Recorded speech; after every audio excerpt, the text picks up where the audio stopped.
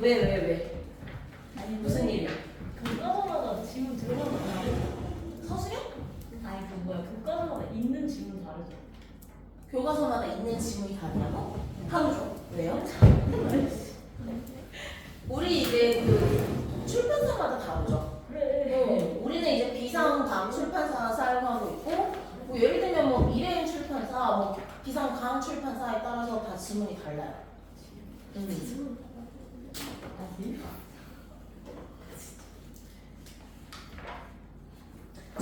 자, 토론으로 해결 방안 탐색하기 영역 같이 한번 공부해 보도록 하겠습니다. 자, 기본적으로 오늘 진도 내용이 그렇게 많지는 않기 때문에 알고 계시겠지만 초반에는 과제량이 그렇게 많지는 않아요. 그쵸? 자, 근데 페이지는 165페이지입니다.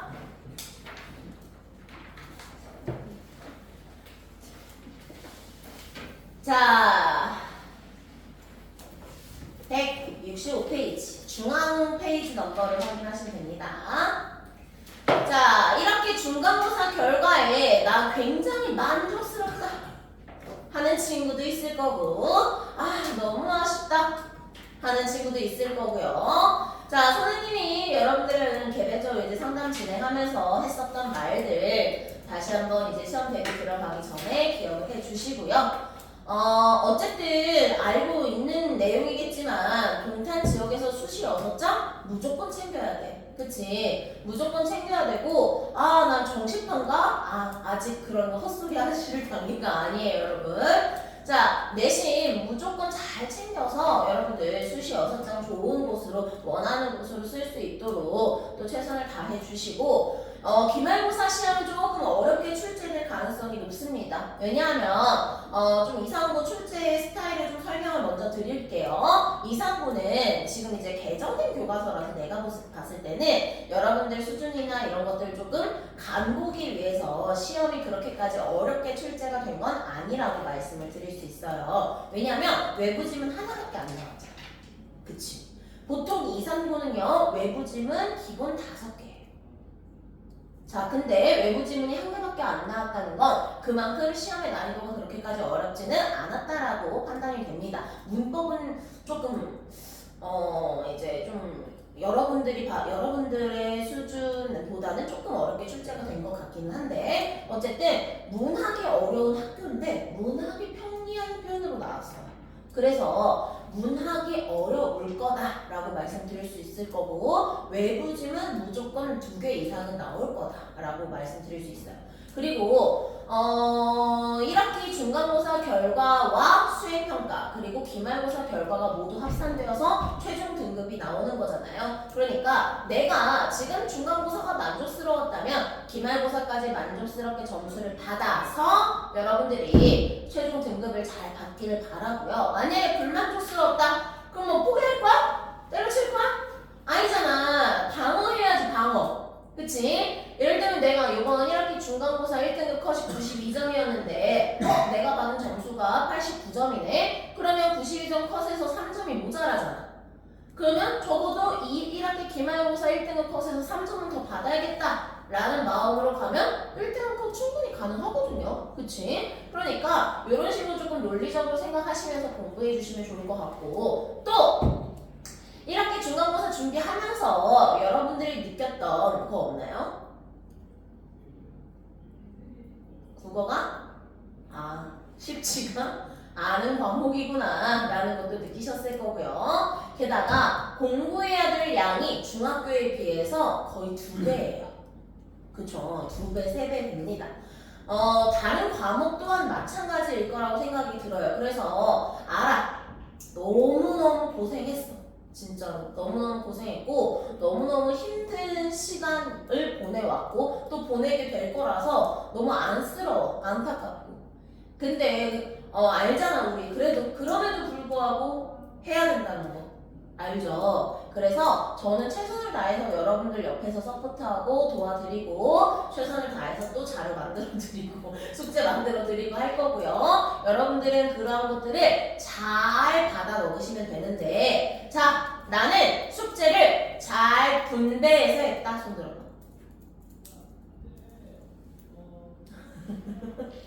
나는 일요일 수업 전에 몰아서 했다. 자, 들지 않아도 돼요. 다 알고 있습니다. 여러분들 모두가 손을 들어야 된다는 걸 알고 있어요. 자, 게다가 나는 수업이 끝나면 복습을 주말 전에 했다.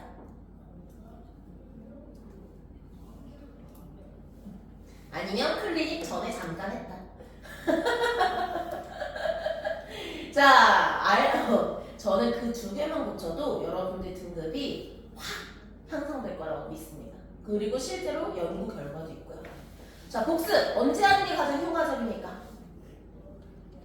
5시간이 지나기 전. 5시간이 지나면서부터 망각이 시작돼요. 그러니까 다시 말하면 수업이 끝나고 30분만 투자하면 망각의 시간을 훨씬 더 길게 가져갈 수 있어. 그러니까 망각하기까지 시간을 길게 가져갈 수 있어. 30분만 투자해도. 그치? 자, 까먹지 않는다는 게 얼마나 큰 이제 장점인지 알잖아요. 그러니까 수업 끝나고 딱 30분만 투자해볼게. 1번. 그 다음에 2번. 숙제 몰아서 하면 질이 떨어질 수밖에 없죠? 그쵸? 그럼 예를 들면 내가 60문제를 줬어. 그러면 하루에 10문제씩만 풀어도 괜찮잖아. 그치? 그러면 시간을 이제 국어라는 과목을 일주일에 매일 배분한다고 한번 생각을 해보자. 플래너를 짤 때 이거를 매일 배분한다고 했을 때 저는 국어를 어떤 식으로 공부했냐면 매일 30분에서 1시간씩 배분해놨었어요. 공부를 할 때. 그러니까 굉장히 다른 과목에 비해서는 긴 시간은 아니었어. 왜냐면 수학이나 영어는 기본 2시간씩 배분을 해야 되니까. 그래서 국어를 매일 30분에서 1시간 정도로 배분하고 그렇게 이제 매일 공부를 했거든요. 제가 말씀드렸지만 국어 1학년 때 6등급이었어요. 그때 이제 9등급제니까 제가 1학년 1학기 이제 내신이건 모의고사건 상관없이 6, 5 잘 받으면 4 아니면 거의 6, 7 뭐 이런 식으로 이제 과목을 가져가다가 언제 성적이 올랐냐면 저는 좀 느리게 오른 편이죠. 2학년 때 올랐어요. 국어 성적이. 그때 최초로 3을 찍었어. 자, 근데 선생님이 1학년 때 그럼에도 불구하고 매일 30분씩을 국어에 투자했어요.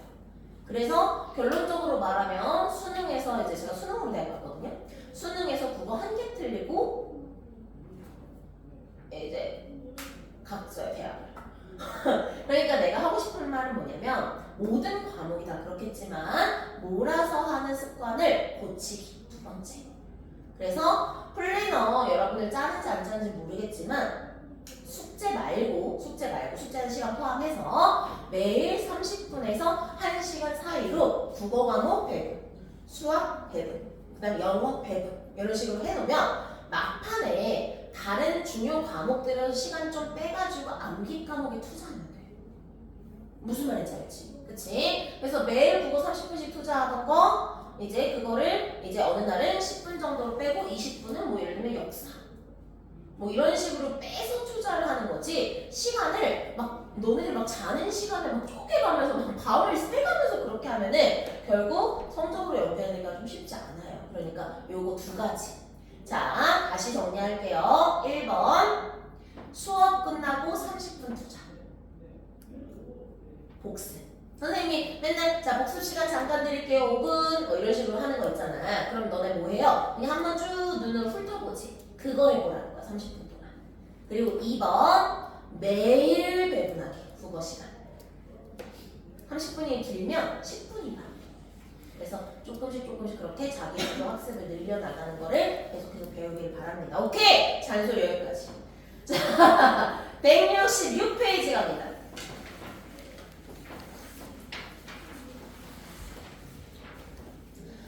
자, 166페이지를 보시면 이제 어떤 단원이고 어떤 것들을 학습할 건지에 대해서 나와 있는데요. 자, 첫 번째 키워드 규칙과 절차를 지키면서 토론해라.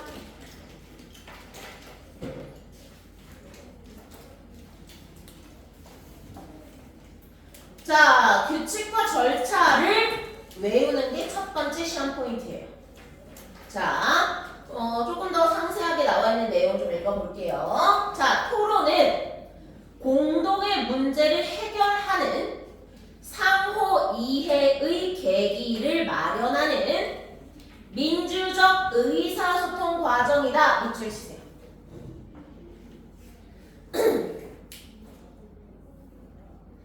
자, 다시 말하면 토론은요, 우리 공동체가 가지고 있는 어떤 특정 문제가 있을 거 아니야. 그러면 그 특정한 문제를 어쨌든 어떤 방향이든 간에 해결을 하면 좋은 거잖아. 그치? 그래서 그거를 해결하고 싶은데 이거 해줬대! 이 아니라 나는 이렇게 했으면 좋겠어. 나는 저렇게 했으면 좋겠어. 하는 식의 양측의 대립을 조정해 나가는 민주적 의사소통입니다.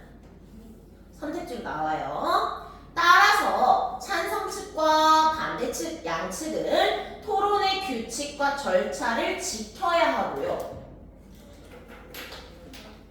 논리적으로 판단해야 하며 서로 존중하는 자세로 공정해야 합니다.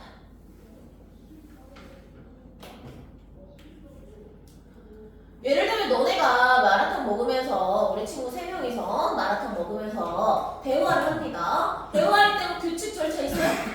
없죠. 소원이가 맞다.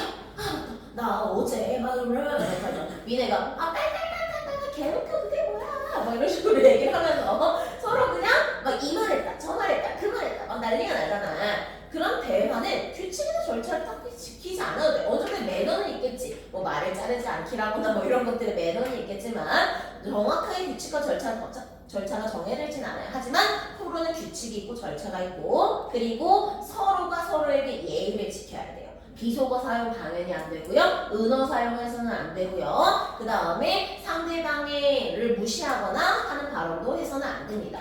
예를 들면 너네가 토론을 하는 제가 이제 대학교 때 토론 수업이 있어서 토론을 하는데 이제 그 상대 측이 나한테 그러는 거야. 하연님은 원래 그렇게 말이 느리세요? 이런 거야. 그래가지고 바로 감정. 상대 측.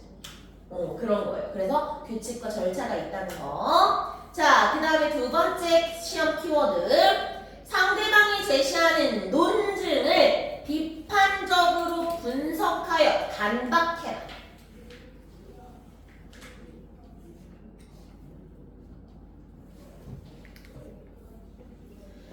자, 그러니까 다시 말하면 어쨌든 간에 VS 관계야. VS 관계. 그러니까 찬성 vs 반대파가 있는 거예요. 그래서 찬성은 이거 하고 싶어 라고 얘기하는 사람이고 반대는 그거 하지 마 라고 얘기하는 사람입니다.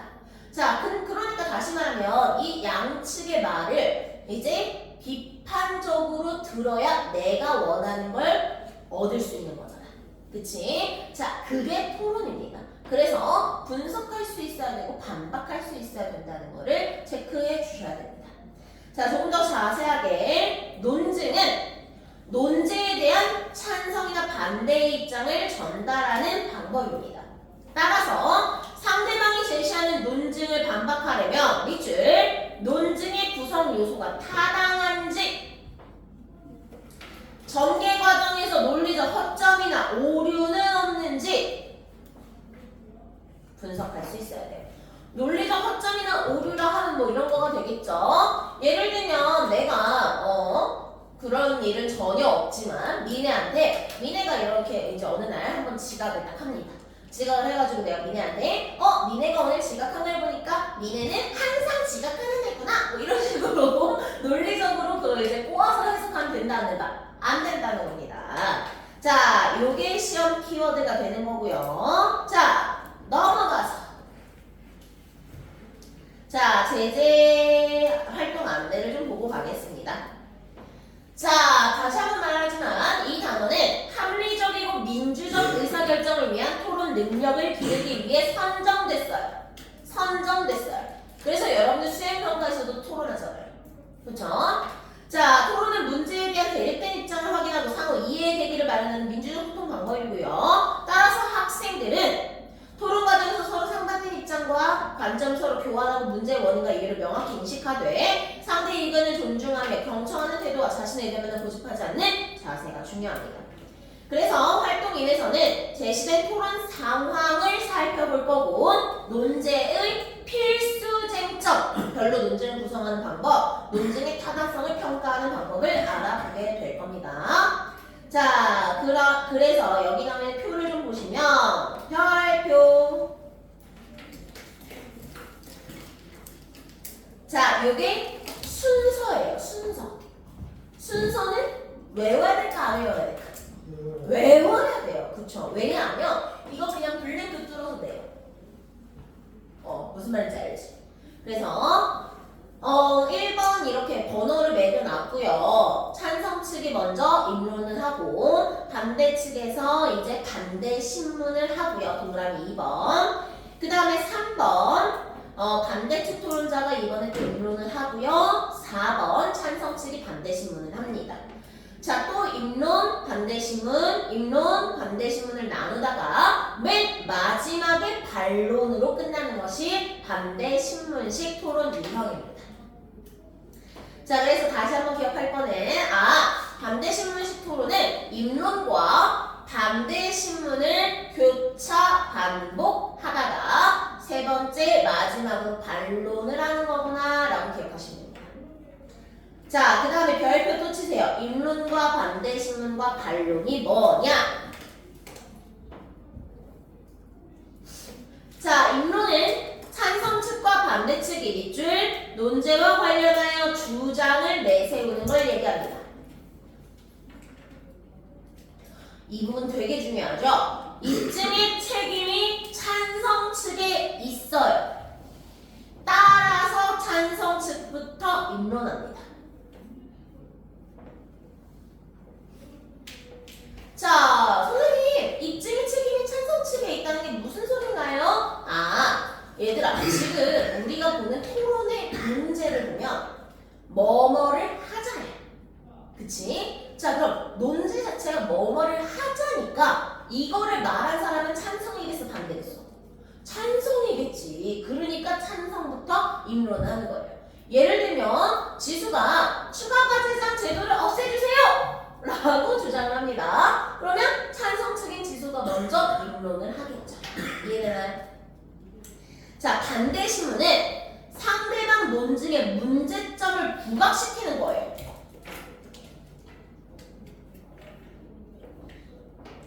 예를 들면 내가 아까 미네에 대해서 미네는 매일 지각하는 학생입니다 라고 주장을 했다고 가정을 해보자. 그러면 이거에 대해서 예를 들면 소은이가 아니 그 지금 말씀하신 내용은 성급한 일반화의 오류 아닙니까? 이런 식으로 반대신문을 할 수 있다는 거죠.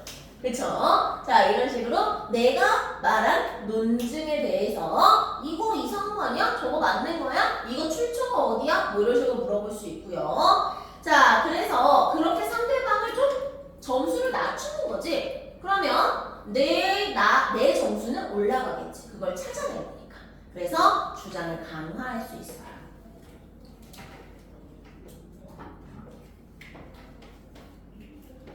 자, 마지막 단계가 반론인데요. 반론은 입론과 반대 신문에서 드러난 쟁점들을 정리해서 상대 측의 논증이 가지고 있는 약점을 지적. 얘들아, 지적하면 내 주장이 뭐 돼요? 강화돼요. 근데 입론을 찬성이 먼저 했잖아요. 그러면 반대파도 뭔가를 먼저 해야겠지. 그래서 토론의 형평성을 위해 반대측부터 반론합니다.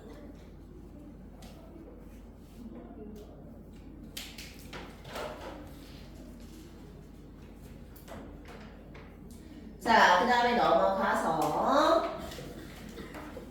169페이지 파란색 표 제재 개관 보고 갈게요. 자, 갈래는 반대 신문식 토론이고요. 당연히 설득적이고 논리적인 성격을 가져야 합니다.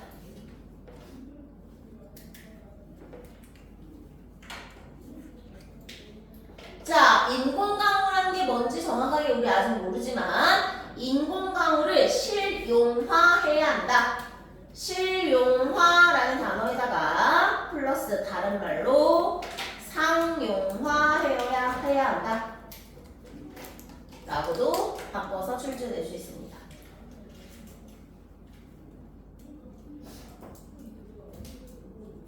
자, 필수 쟁점은 세 가지인데요. 우리나라 봄철과 겨울철 가뭄과 산불 문제가 인공강우가 필요할 정도로 심각하냐? Yes or No로 이제 상상과 반대가 얘기할 거고요. 인공강우는 문제 해결 및 실행에 적절하냐? 라고도 물어볼 수 있고요. 그 다음에 인공강우의 실용화로 기대되는 효과나 이익이 있니?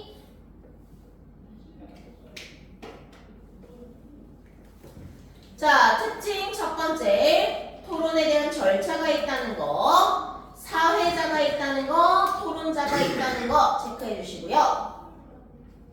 연구 결과라거나 통계 자료와 같은 객관적 자료를 근거로 활용해야 됩니다. 객관적 자료를 근거로 활용한다는 말이 무슨 말이에요? 예를 들면 하연이가 토론을 하면서 이거는 이거라고 합니다 라고 했더니 이제 재아가 그거 출처가 어디예요? 라고 물어봤어. 그때 하연이가 인스타에서 포함돼요? 이러면 돼요? 안 돼요? 안 되죠? 자, 적어도 어느 정도 신뢰할 수 있는 기관의 자료여야 된다는 겁니다. 자, 그러면 본문으로 가서 와우. 자, 제목부터 볼게요. 인공강우를 실용화해야 한다. 자, 지금 우리가 보게 되는 논제는 밑줄 정책 논제로서 뭐뭐 해야 한다는 형태의 문장으로 제시해야 합니다.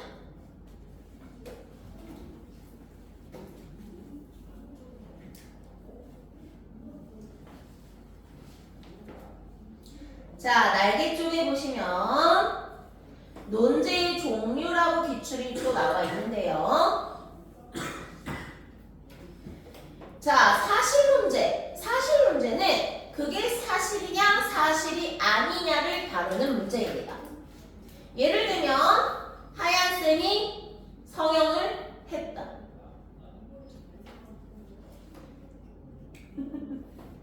했을까요? 안 했을까요? 자, 했다 또는 안 했다. 딱 두 가지로 나눠요. 그쵸? 그러니까 두 가지를 다루는 거야.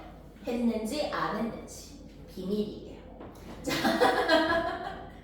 자, 그 다음에 이런 건 이제 보통 범죄와 관련된 것에서 쓰이죠. 예를 들면 까마귀가 사람을 죽였다 안 죽였다, 파랑이가 훔쳤다 안 훔쳤다, 딱 두 가지로 나누어진다는 거.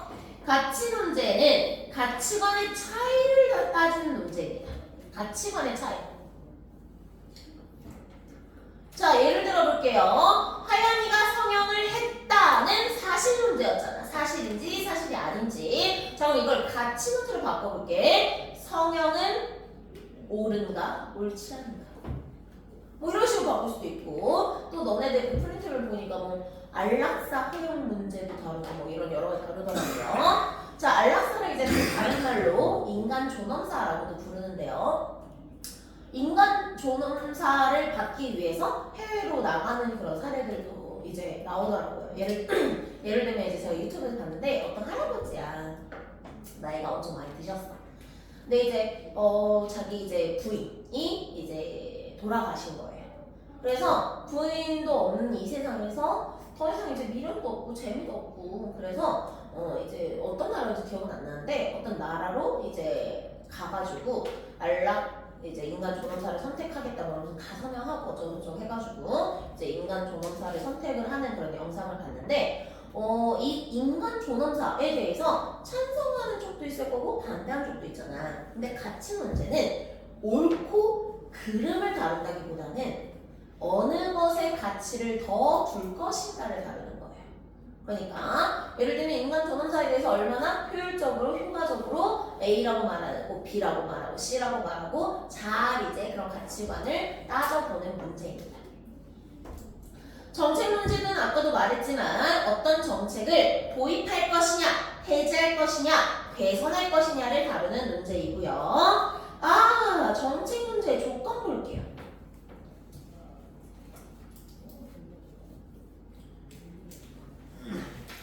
자, 평서문으로 진술해야 돼. 뭐뭐 다의 형태. 찬성과 반대의 대립이 뚜렷해야 된다는 특징도 있습니다. 그리고 3번까지만 밑줄 치고 4번은 안 볼게요. 4번은 보지 않을 겁니다. 기존 질서나 상태의 변화 유구를 담은 진술이어야 합니다.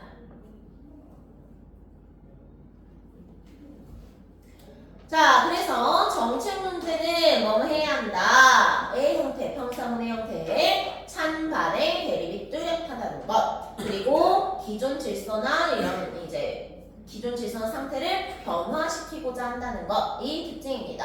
예를 들면 아까 지수가 추가가 지정 제도를 폐지해야 합니다 라고 주장했잖아.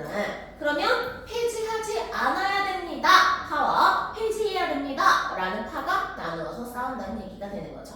그리고 이 추가가 제장이라는 제도는 이미 있었던 거잖아. 그래서 그거를 폐지해야 한다.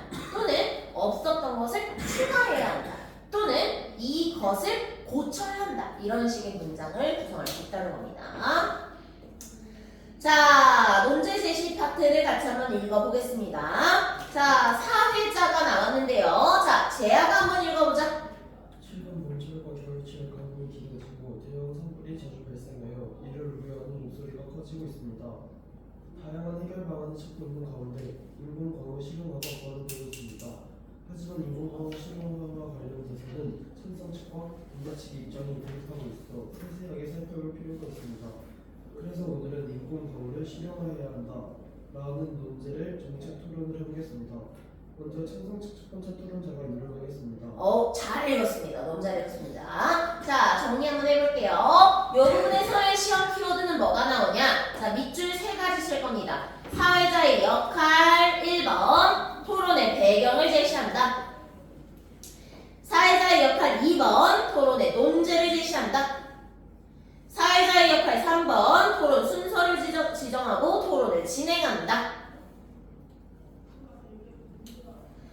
자, 사회자의 역할 3가지가 이 부분에서의 시험 키워드가 될 거고요. 자, 내용을 다시 한번 정리해보면 그러니까 가뭄과 산불 문제가 있는 거네요. 가뭄과 산불 문제가 현재 있는 겁니다. 그래서 이거를 어쨌든 우리 공동체가 해결을 해야 하잖아. 그치? 근데 그 해결 방안으로서 인공강우를 만들어낸 인공강우로 해결하자라는 목소리가 나온다는 거예요. 근데 이 인공강우라고 하는 것이 어쨌든 인공적으로 구름을 만들어내어서 비를 내리게 하는 그런 인위적 기술이란 말이야. 그래서 이러한 기술에 대해서 찬성과 반대 측이 대립하고 있다고 얘기해주고 있는 거고요. 자, 지금 아까도 말씀드렸지만 임론은 누구부터 한다? 찬성부터 한다라는 거 체크해 주었습니다. 자, 찬성일은 우리 소은이가 한번 읽어봅시다. 선생님 끊어줄게요. 토론에 앞서 문제에 쓰인 용어를 정의하겠습니다. 인공강우는 구름 속의 화학 물질을 살포해 물방울을 석탄시켜 비를 내리게 하는 기술을 말합니다.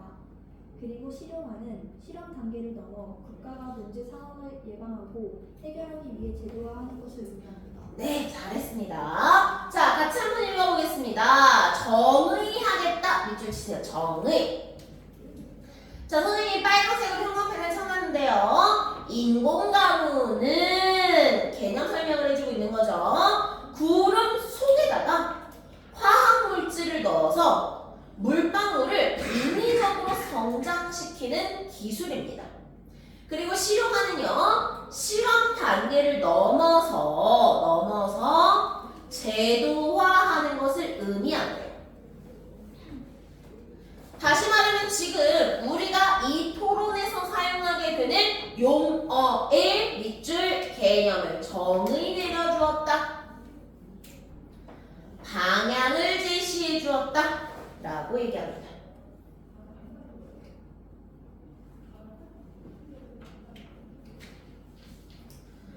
자, 그럼 찬성 측이 이렇게 얘기합니다. 우리나라 봄철과 가뭄과 산불은 심각하다.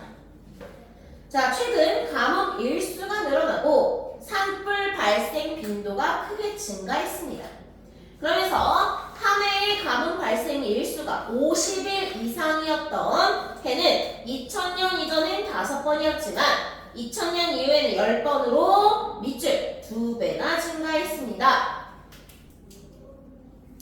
건조한 날이 늘어나면서 봄철과 겨울철 산불 발생 빈도도 2022년 기준 지난 10년 동안 2.5배 가까이 밑줄 증가했습니다.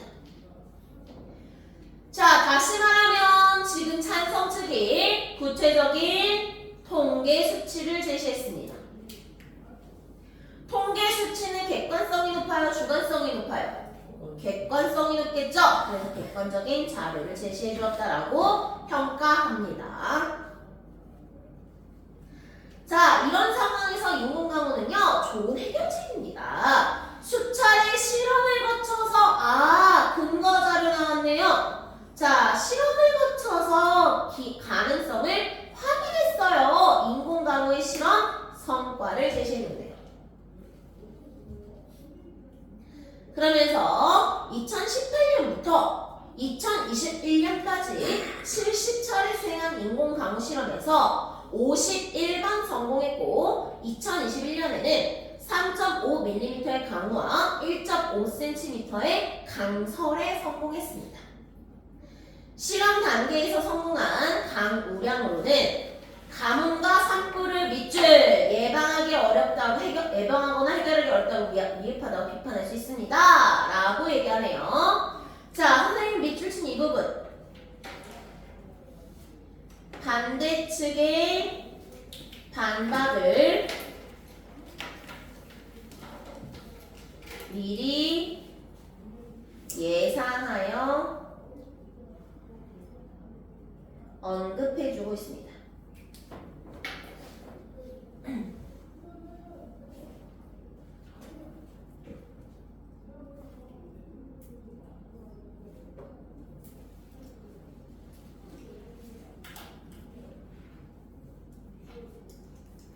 자, 그러나 앞서 언급한 실험 성과는요, 우리나라에 한 대뿐인 인공강우 전용기로 이뤄낸 거예요.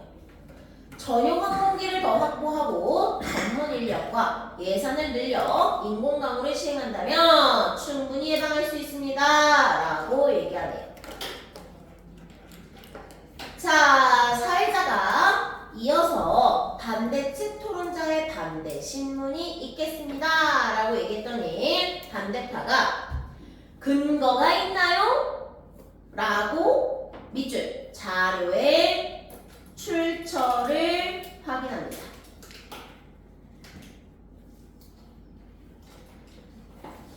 그래서 찬성 측이 지금 보시면 여기 없어질 거예요. 여기 그래프, 요 그래프를 지금 제시해 준 거죠.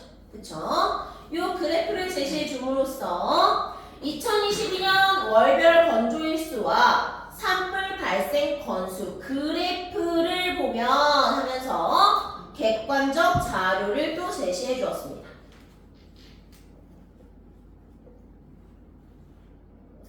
자, 흐름이 비슷하다는 것을 알 수 있습니다. 건조한 날이 늘면서 산불이 빈번해진 건 분명합니다. 라고 얘기를 해줍니다.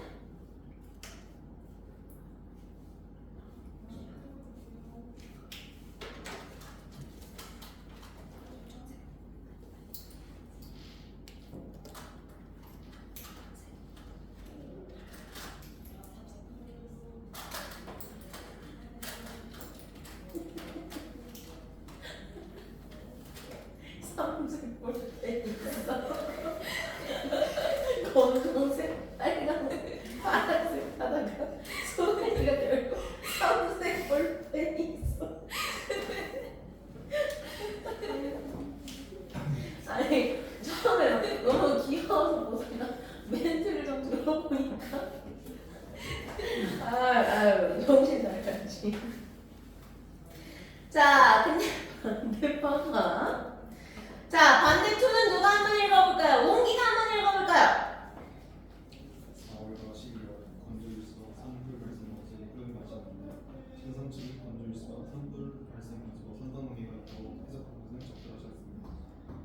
지난 10년간 연평균 산불 발생 건수 통계에 따르면 사람이 실수로 낸 산불의 비중이 33%로 산불 발생률 1위입니다. 인공 강우보다 실수로 낸 산불을 막는 게 현실적인 산불이 많지 않을까요? 너무 잘 읽었습니다. 자, 그러면서 지금 4월과 12월의 내용을 좀 볼게요. 4월은 여기고요. 그 다음에 12월은 여기입니다. 자, 나머지는 다 어느 정도 비슷한 이제 흐름을 유지하는데 4월과 12월은 좀 차이가 크죠? 그쵸? 그러니까 다시 말하면 너 자료 해석에 오류 있어 라고 반대신문을 한 겁니다. 그러면서 제시한 해결책이 적절하지 않다고 얘기를 해주는 거고요.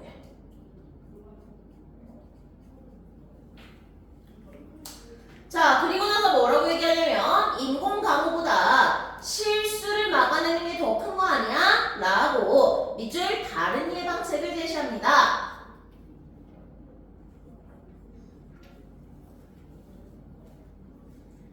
자, 그 다음에 찬성 1은 우리 소은이가, 소은 읽었나? 그러면 현진이가 한번 읽어보자. 인공적으로 건조한 기후 환경이 개선되지 않으면 단 한 건의 화재가 대형 산불로 번질 수 있습니다. 2019년에 기상청에서 밝혔듯이 산불이 자주 발생하는 시기에 인공강우로 건조한 대기를 바꾼다면 산불을 효과적으로 예방할 수 있을 것입니다. 네, 너무 잘 읽었습니다. 자, 반대 신문에 대한 밑줄 반박이 나왔습니다. 반박. 그러니까 다시 말하면 오케이, 산불, 가뭄 그거 사람의 실수나 이런 것들로 발생하는 거 맞아. 근데 근본적으로 건조한 기후 자체를 바꿀 수 있는 건 인공 강우밖에 없다 라고 얘기를 해주고 있는 거죠. 자, 그래서 2019년에 기상청에서 밝혔듯이 기상청의 발언을 언급했네요. 기상청 신뢰할 수 있나요? 없나요? 있어요. 그쵸? 그래서 신뢰가 가능한 기관을 언급합니다.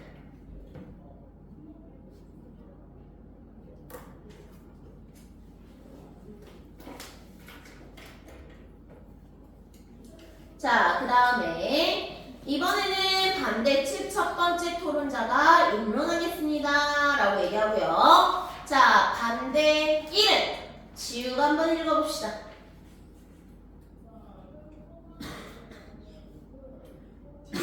인체가 겨울철 공부가 선거는 우리 사회가 해결해야 할 중요한 문제점은 현상책과 입장했습니다.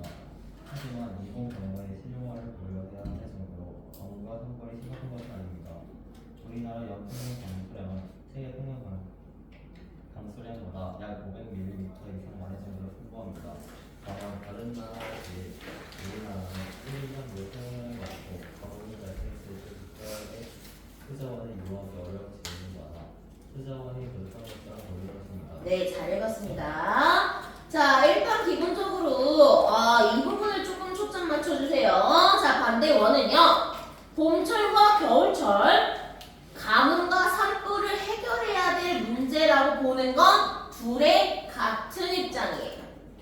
그래서 입장을 같이 하는 지점은 명확하게 잡아줘야 됩니다.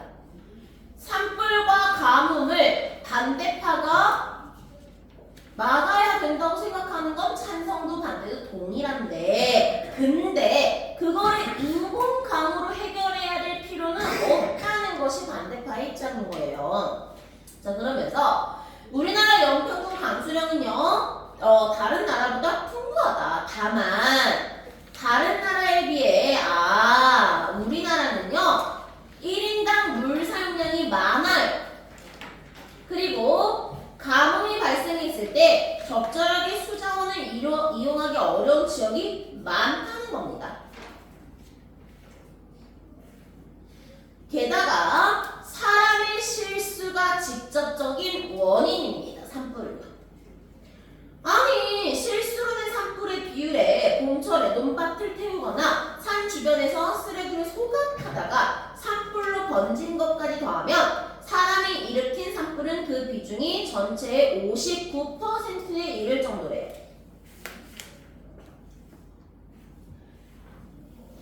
자, 그러니까 다시 말하면 가뭄과 산불 문제의 원인에서는 입장 차이가 발생하는 거죠.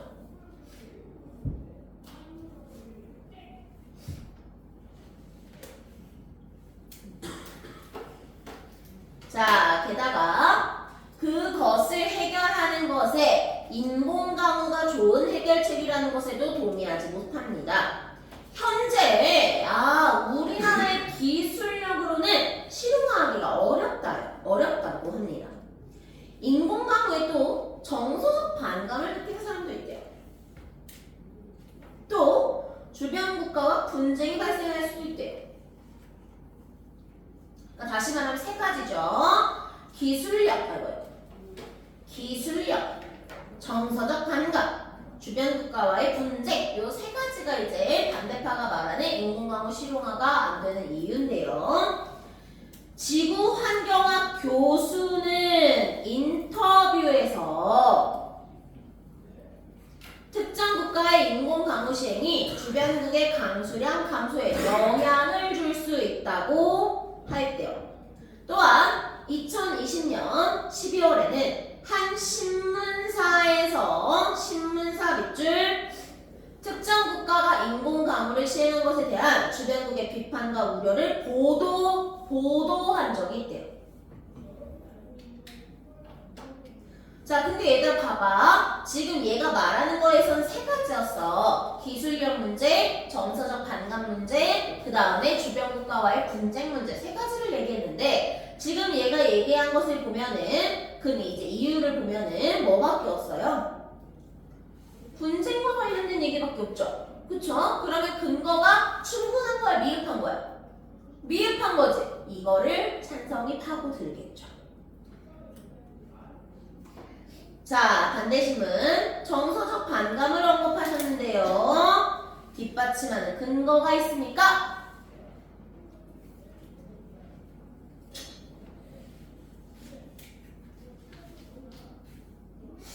자, 그랬더니 2021년 미국 설문조사 업체에서 미국 성인을 대상으로 인공가무에 대한 인식을 조사했는데 외국의 설문조사 결과를 가지고 왔네요. 미국 성인 10명 중 7명은 인공가무가 지구 생태계에 미치는 영향이 밝혀지기 전에 인공가무를 시행하는 걸 우려했대요. 그랬더니 찬성이 그거는 우리나라의 여론이랑은 맞지 않을 수 있습니다. 적합하지 않은 것 아닙니까? 라고 자료의 적합성의 문제를 제기합니다.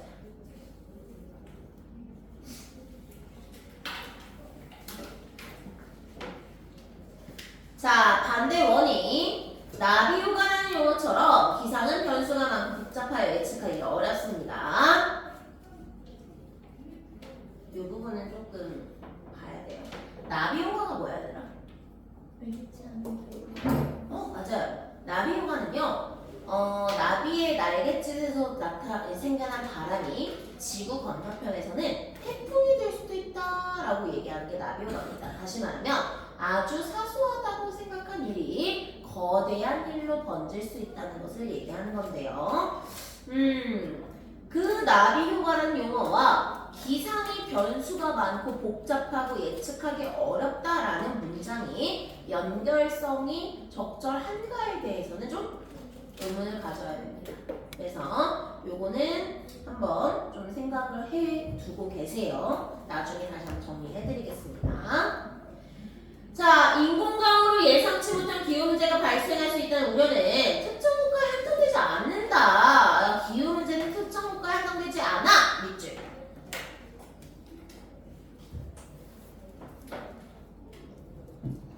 자, 여기까지 복습 시간 드리도록 하겠습니다. 한번 쭉 리뷰해 보세요.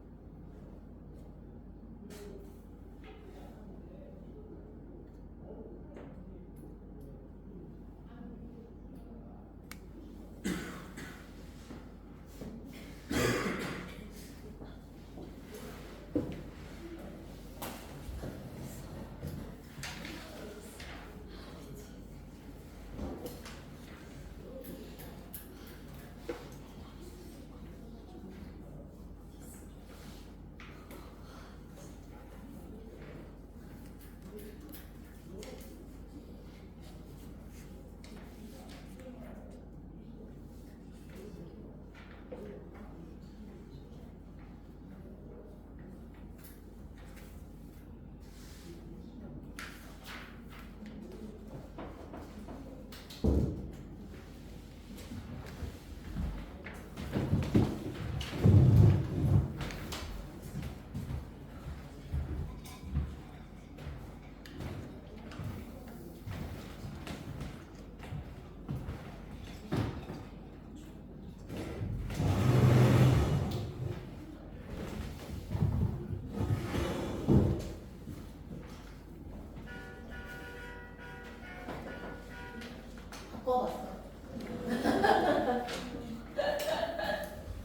우리 친구 이름이 뭐였지? 이지수요. 지수.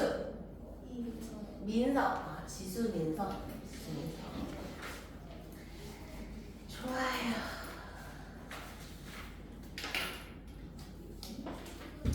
우리 반에는 들어오면 해야 하는 신고식이 있어요. 솔직하게 저는 몇 살 정도이죠? 28. 28. 민서는? 30초가. 30 초반. 오케이, 좋아요. 마음에 들어요. 자, 마음에 드는 답변 드렸어요. 왜 지우야? 왜 고개를 절레절레 해? 이 자식!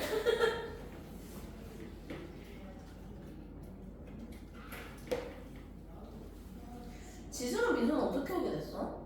소은이. 소은이 속해. 민서는? 보고 싶은데. 국어 시험 망해가지고 혼자 했어? 네. 지수는? 저 혼자 했어요. 혼자 했어. 네, 자.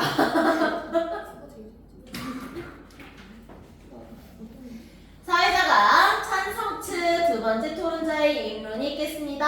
라고 얘기하고요. 이번에는 찬성 2를 이번에 신규로 들어온 지수가 한번 읽어봅시다.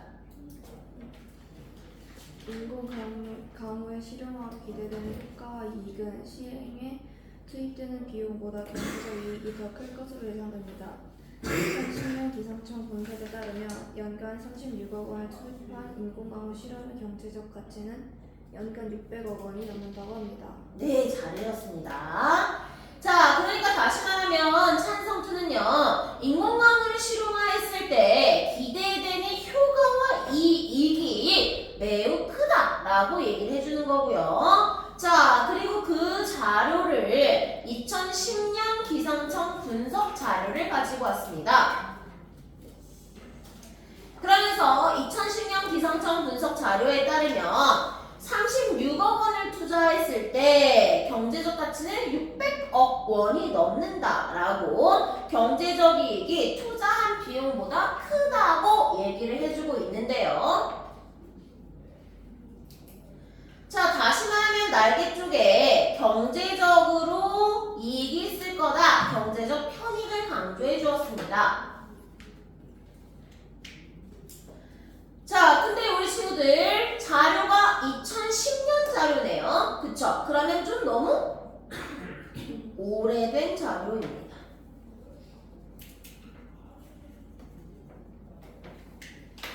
자, 1mm의 비가 적은 것처럼 보이지만 산불이 번지지 않게 하고 십수만 톤의 수자원이 생깁니다. 반대측은 우리나라 기술력으로는 실용화에 한계가 있다고 말하고 있습니다. 다시 말하면 반대측의 반론에 대한 반박을 하면서 주장을 더 강조해 줄 수 있다는 거죠.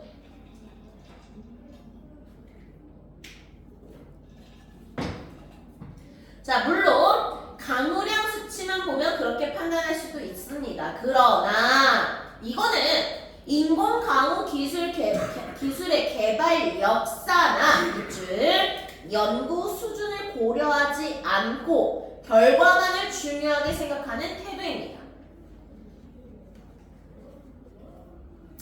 자, 인공 강우 기술의 선진국이라고 불리우는 미국, 중국, 러시아는 기술 개발의 역사가 70년 이상이래요.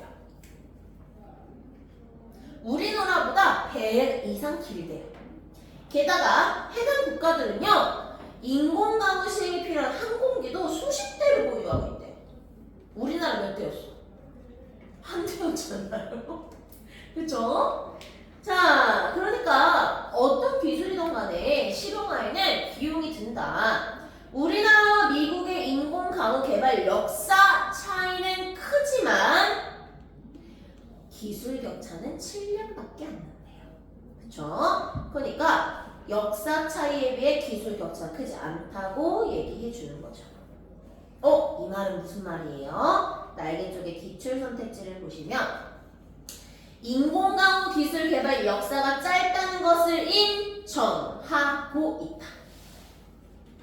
하지만 기술 격차가 크지 않다는 점을 강조해 주었다.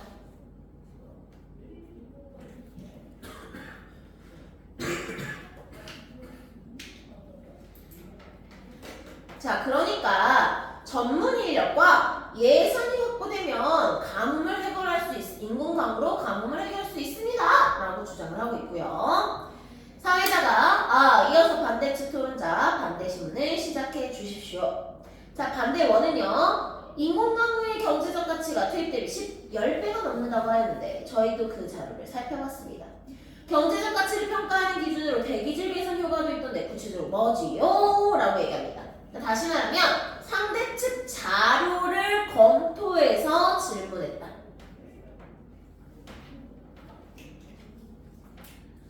자, 그래서 찬성2는요. 미세먼지와 오염물질을 제거하여 대기질을 개선함으로써 얻을 수 있는 심리적 효과를 경제적 가치로 나타낸 것입니다. 밑줄. 심리적 효과를 경제적 가치로 나타낸 겁니다.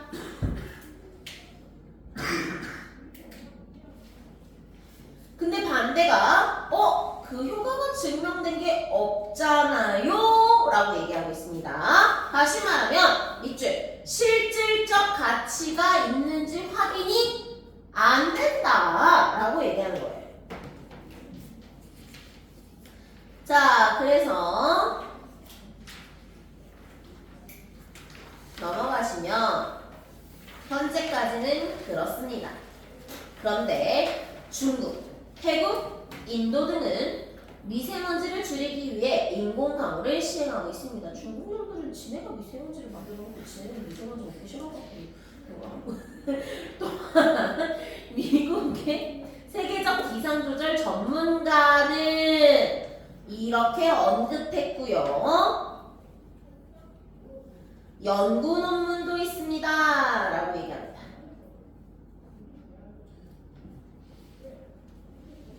자, 그 다음 이거는 전문가의 견해를 가지고 온 거고요.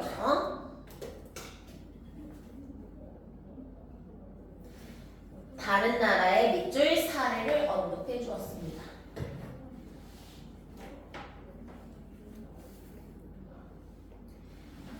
자, 이어서 반대측 두 번째 토론자의 입론이 있겠습니다. 자, 반대2의 입론은 우리 신규로 들어온 민석 한번 읽어봅시다. 과학기술 실용화를 위한 연구와 개발 및 투자는 물론 필요합니다. 하지만 제한 없이 지원될 수는 없습니다.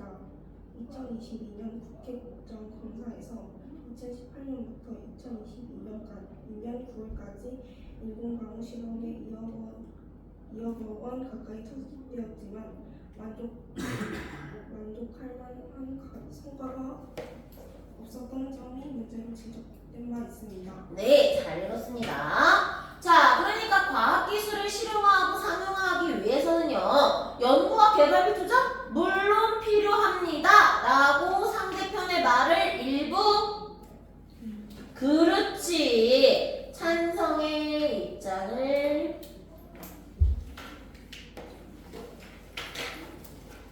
일부 인정하였다.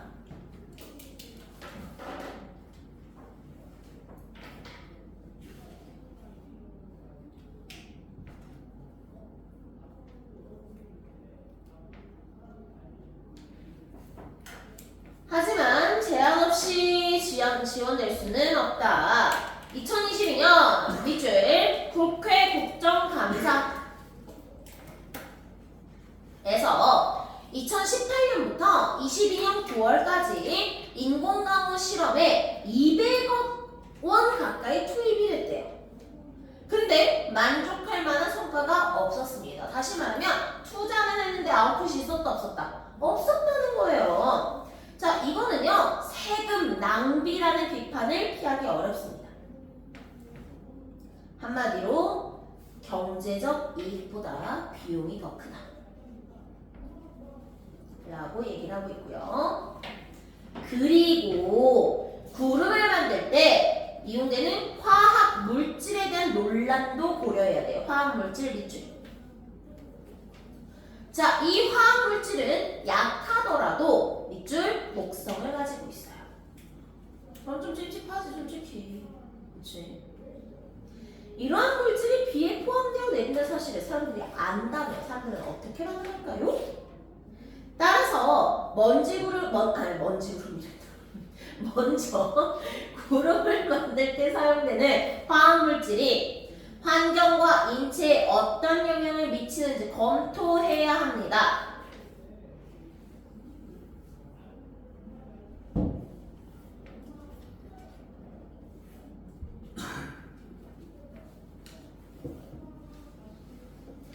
자, 그러면 봅시다. 반대초의 입론에서 날개쪽 잠깐 보고 갈게요. 반대초의 입론 중 부족한 논증 요소가 뭐냐? 라고 묻고 있습니다. 반대초는요, 구름을 만들 때 이용되는 화학 물질의 독성을 언급했습니다.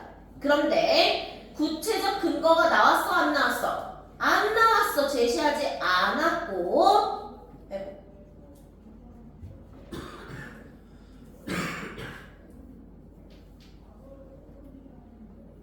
제시하지 않았고 시민들의 반응을 추측하여 말하고 있어요.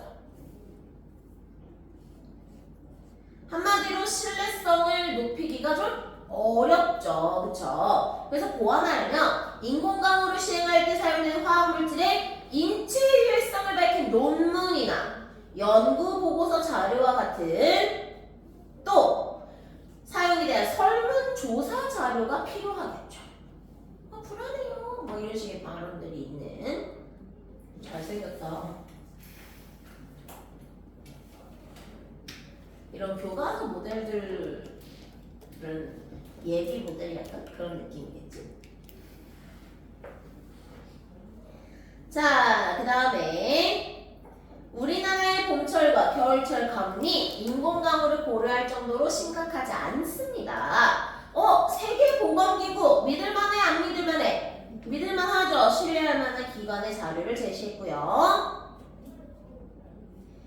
세계 인구의 절반가량은 1인당 하루 100리터 이하의 물로 살아가지만 우리나라는 300리터 이상을 사용한다.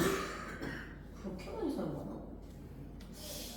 자, 어쨌든 우리나라는 그런 상황입니다. 그리고 인공강우로 강수량을 늘려 가뭄을 해결하는 것은 근본적 해결책이 아니야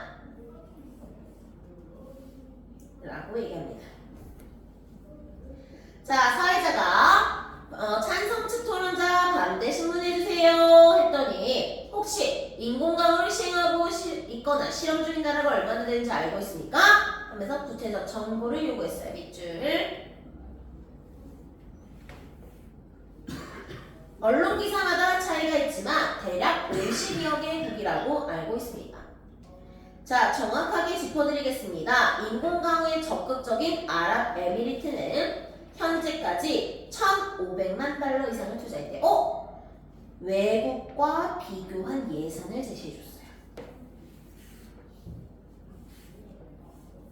그리고 미국과 중국은 인공강우 선진국으로서 예산은 비교가 무의미할 정도로 많습니다.